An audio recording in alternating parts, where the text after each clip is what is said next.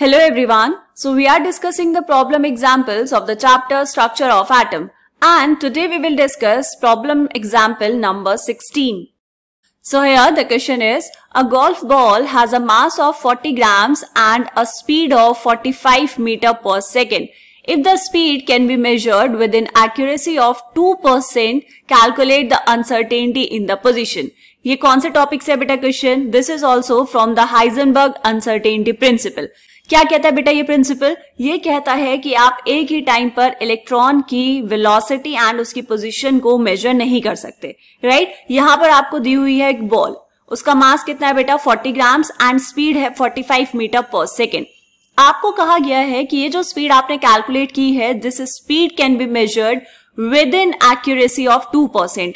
अब ये जो क्वेश्चन है ना बेटा आसान है, आप शायद क्वेश्चन बस पढ़ के आपको लगेगा 2% कुछ दिया हुआ है और आप कैलकुलेट कर देंगे, लेकिन क्वेश्चन को समझना इंपॉर्टेंट है. ये जो लाइन गिवन है बेटा, if the speed can be measured with in accuracy of 2%, इसका मतलब क्या हुआ? इसका मतलब ये हुआ कि जब आपने जो स्पीड मेजर की है उसमें 2% का एरर हो सकता है. कैसे पता 2% का एरर हो सकता है? कि जब आप एकदम एक्यूरेट वैल्यू मेजर करने गए तो आपने देखा कि 2% जो है उसमें थोड़ा एरर है, मतलब 2% जो वैल्यू है वो गड़बड़ हो सकती है, राइट? तो यहां पर आपको ये दिया हुआ है बेटा uncertainty in the speed, uncertainty in velocity यहां पर आपको दिया हुआ है. चेक करेंगे वन बाय वन करके. देखो, अगर मैं बात करूं बेटा डेल्टा वी की, delta we is uncertainty in velocity, मतलब स्पीड. कैसे निकालेंगे?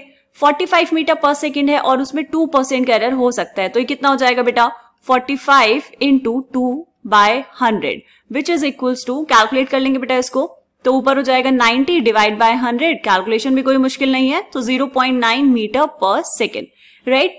अब क्या करना है बेटा? आपको कैलकुलेट करना है अनसर्टेनिटी इन द पोजीशन, मतलब आपको कैलकुलेट करना है डेल्टा एक्स. फॉर्मूला लगाओ, हाइजेनबर्ग अनसर्टेनिटी प्रिंसिपल क्या होता है? Delta X into M delta V, change in momentum है ये, मतलब M and uncertainty in velocity is equals to h/4π. आपको निकालना है डेल्टा एक्स, तो बस फॉर्मूले को थोड़ा सा सिंप्लीफाई करेंगे और वैल्यूज पुट करनी है. Delta X equals to h/4π into M into delta V. Values put करो बेटा. h की वैल्यू कितनी? h is the Planck's constant, तो ये हो जाएगा 6.626 into 10⁻⁻34 joule second divide by 4 into pi की वैल्यू कितनी बेटा 3.14 इंटू मास ऑफ इलेक्ट्रॉन. अच्छा, मास ऑफ इलेक्ट्रॉन क्यों कह रही हूं मैं? क्योंकि हमने हाइजेनबर्ग अनसर्टेनिटी प्रिंसिपल वैसे ही पढ़ा है. अब ध्यान रहे बेटा, क्वेश्चन में आपको गिवन है गोल्फ बॉल. अब जो बॉल गिवन है तो हम बॉल के मास की बात करेंगे, जिसके लिए भी आप अनसर्टेनिटी प्रिंसिपल निकाल रहे हैं, जिसके बारे में भी बात की जा रही है, उसी का ही मास और उसी की वेलोसिटी की बात करनी है. तो यहाँ पर मास कितना होगा बेटा 40 ग्राम्स दिया हुआ है. हमें स्टैंडर्ड यूनिट्स लेनी होती है तो हम इसको कन्वर्ट करेंगे बेटा केजीज में. तो 40 ग्राम और 1 kg में 1000 ग्राम्स होते हैं बेटा, तो इसको कन्वर्ट करने के लिए क्या करना पड़ेगा? इसको मल्टीप्लाई करना पड़ेगा 10⁻³ से. ये हो जाएगा इतना KG into change in velocity कितना बेटा 0.9 मीटर पर सेकेंड. ठीक है. अब देखो यहां पर ये जो मल्टीप्लाई डिवाइड करना है बेटा कैलकुलेशंस, वो तो आसान है, आप आसानी से इसको कैलकुलेट कर लेंगे. मेन जो चीज है बेटा वो है यूनिट्स. यूनिट्स को कैसे करते हैं वो आपको पता होना चाहिए, है ना? यूनिट्स को कैसे कैंसिल करना है, क्या यूनिट में आंसर आएगा, ये सब बहुत इंपॉर्टेंट है. जब आप इन सबको मल्टीप्लाई डिवाइड कर लेंगे तो जो आंसर आएगा वो होगा बेटा 1.46 इंटू 10⁻⁻33.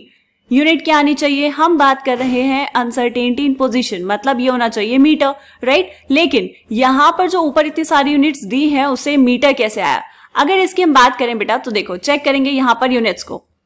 ऊपर क्या है आपके पास? जूल सेकेंड डिवाइड बाय नीचे क्या है बेटा केजी मीटर पर सेकेंड. पर सेकेंड मतलब ऊपर यहां पर हो जाएगा सेकेंड स्क्वायर, राइट? अब क्या करना है? देखो, इससे पहले वाला जो प्रॉब्लम एग्जाम्पल है, मतलब एग्जाम्पल नंबर 15, उसमें भी हमने सेम यही चीज की है बेटा. और जहां जहां पर ये यूनिट कन्वर्जन आता है मैं हर क्वेश्चन में आपको ये बताने वाली हूं. ऐसा क्यों? ताकि आपको ये चीजें बिल्कुल क्लियर हो जाए कि यूनिट्स को हम कैसे क्लियर करते हैं, यूनिट्स को हम कैसे देखते हैं. ठीक है, चलो यहां पर लिखेंगे 1 joule is equals to 1 kg metre square per second square. तो ये हो जाएगा बेटा kg metre square per second square. This is the value of 1 joule. फिर यहां पर ऊपर क्या है? सेकेंड स्क्वायर डिवाइड बाय नीचे यहाँ है केजी और ये है मीटर. अब इसको सिंप्लीफाई करो थोड़ा सा. सेकेंड स्क्वायर से सेकेंड स्क्वायर कैंसिल बेटा, केजी से केजी कैंसिल, और ऊपर है मीटर स्क्वायर, नीचे है मीटर, तो 1 मीटर से ये पावर कैंसिल, राइट। तो यहां पर आपको क्या मिलेगी फाइनल यूनिट, ये आ गया आपके पास मीटर, ठीक है, यही हमने यहां पर लिखा है। तो this is the uncertainty in position. Okay, अब यहां पर ये जो हमने आंसर निकाला बेटा, इसको हम करेंगे पहले बॉक्स के अंदर बंद, फिर इसके बारे में कुछ और बातें करेंगे, ठीक है। इसको कर लेंगे बॉक्स के अंदर बंद। This is the uncertainty in position. इसकी वैल्यू अगर आप ध्यान से देखो बेटा, ये है 10 to the power -33। 10 to the power -33 मतलब अगर आपको याद हो कि जो एक एटॉमिक न्यूक्लियस है उसका डायमीटर कितना होता है बेटा, वो होता है बेटा ऑलमोस्ट 10 to the power -15। ये है 10 to the power -33। इसका मतलब क्या हुआ, जितना आपका एटॉमिक न्यूक्लियस है उससे भी almost 10 to the power 18 times smaller. कितना बेटा, almost 10 to the power 18 times smaller है ये वैल्यू। मतलब जितना एटम का न्यूक्लियस है उससे भी छोटी वैल्यू है अनसर्टेनिटी इन पोजीशन के लिए, राइट। तो इसका मतलब ये हुआ कि जो हम हाइजेनबर्ग अनसर्टेनिटी प्रिंसिपल की बात करते हैं वो एप्लीकेबल है किसके लिए बेटा, माइक्रोस्कोपिक ऑब्जेक्ट्स के लिए। क्योंकि मैक्रोस्कोपिक ऑब्जेक्ट्स के लिए यहां पर ये बॉल दी है आपको, बॉल एक माइक्रोस्कोपिक ऑब्जेक्ट है, गोल्फ बॉल, 40 ग्राम उसका मास है, तो उसके लिए जो अनसर्टेनिटी है पोजीशन में और अनसर्टेनिटी है वेलोसिटी में वो बहुत कम है, वो इतनी कम है कि आप उसको नेग्लेक्ट कर सकते हैं, राइट। ऐसा इसलिए क्योंकि जब आपके पास मैक्रोस्कोपिक ऑब्जेक्ट होगा बेटा तो आप उसकी पोजीशन और उसकी वेलोसिटी सेम टाइम पर कैलकुलेट कर पाएंगे। लेकिन माइक्रोस्कोपिक ऑब्जेक्ट्स के लिए, जैसा कि हम इलेक्ट्रॉन के लिए बात करते हैं, इलेक्ट्रॉन्स के लिए ऐसा करना प्रैक्टिकली पॉसिबल नहीं है। तो इसीलिए यहां पर ये जो वैल्यू आई है ये 10 to the power 18 times smaller है। That's why we can say that uncertainty principle sets no meaningful limit to the precision of measurements, right. Clear है ये क्वेश्चन। अब हम देखते हैं एनसीईआरटी में इसका सॉल्यूशन। चेक करेंगे बेटा solution. The uncertainty in the speed is 2%, that is 45 into, यहाँ पर ये मल्टीप्लाई का साइन मिसिंग है तो यहाँ पर लगाएंगे 45 into 2/100 is equals to 0.9 metre per second. ये आई डेल्टा V की वैल्यू यूजिंग द इक्वेशन 2.22। ये कौन सी इक्वेशन है बेटा, हाइजेनबर्ग अनसर्टेनिटी प्रिंसिपल वाली। Delta x is equals to h/4πm delta V, सारी की सारी वैल्यूज पुट कर दी। यहाँ पर नीचे आपको यहाँ पर दिखेगा यूनिट, ये है बेटा 40 ग्राम्स और इन्होंने लिखा है 10 to the power -3 kg पर ग्राम।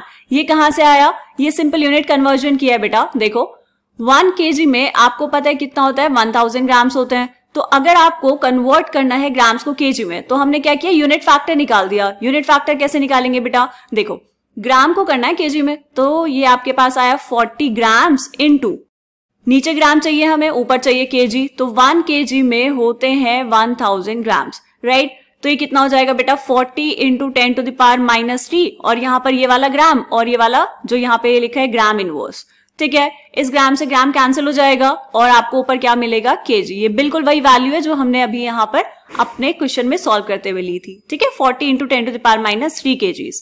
ओके, यहाँ पर ये आपने यूनिट्स को थोड़ा सा सिंप्लीफाई कर लिया और फाइनल आंसर आया बेटा 1.46 into 10 to the power -33 metres. अब देखो नीचे यहाँ पर इन्होंने कुछ लिखा है note, this is nearly 10 to the power 18 times smaller than the diameter of a typical atomic nucleus.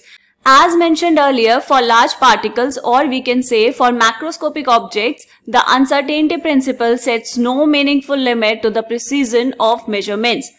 Uncertainty principle जो है वो काम करता है बेटा माइक्रोस्कोपिक ऑब्जेक्ट्स के लिए, मैक्रोस्कोपिक ऑब्जेक्ट्स के लिए हम अनसर्टेनिटी प्रिंसिपल को अप्लाई नहीं कर सकते। मतलब ऐसा नहीं है अप्लाई नहीं कर सकते, कर सकते हैं, लेकिन उससे कोई बहुत ज्यादा वेरिएशन आपको वहां पर देखने को नहीं मिलेगी, ठीक है। So I hope this question is clear to you. मिलेंगे नेक्स्ट क्वेश्चन में, तब तक के लिए बाय बाय। अच्छे से पढ़ते रहिए, खूब सारी प्रैक्टिस करते रहिए।